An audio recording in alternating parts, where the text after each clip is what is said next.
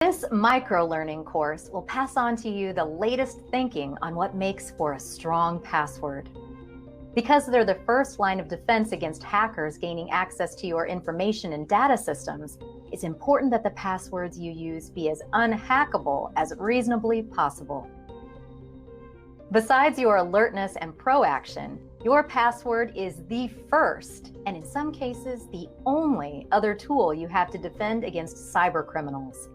Because it is the password, of course, that hackers and criminals must get past to gain illicit access to our networks and data. Each of us generally has one or more unique passwords that provide access only to the information we have been authorized to use. You'd be surprised how many people use weak and ineffective passwords such as these. Password in all caps. 1, 2, 3, 4, 5, 6, 7, 8. Seriously? I love you without spaces. Microsoft. Yes, people actually use this one. These are ineffective because, number one, they're too short, non-random, and predictable. Number two, they include dictionary spellings. And number three, they appear in lists of password words anyone can download off the internet. You can see for yourself how simple these are. A decent hacker could crack them in a few seconds. Weak passwords are a weak line of defense. So here's how to create a strong password that's difficult to crack, but easy for you to remember. For starters, you should use passphrases. Utilize a phrase with multiple words that you can picture in your head.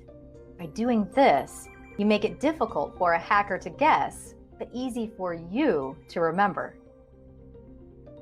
In this era of cybersecurity, there's more of an emphasis now on password length rather than complexity. Also, try to think in terms of passphrases rather than passwords. Why? For starters, passphrases are typically easier to remember than an artificially complicated collection of symbols and letters. And each additional character exponentially decreases the chances of a cybercriminal guessing your login credentials and hacking into your account.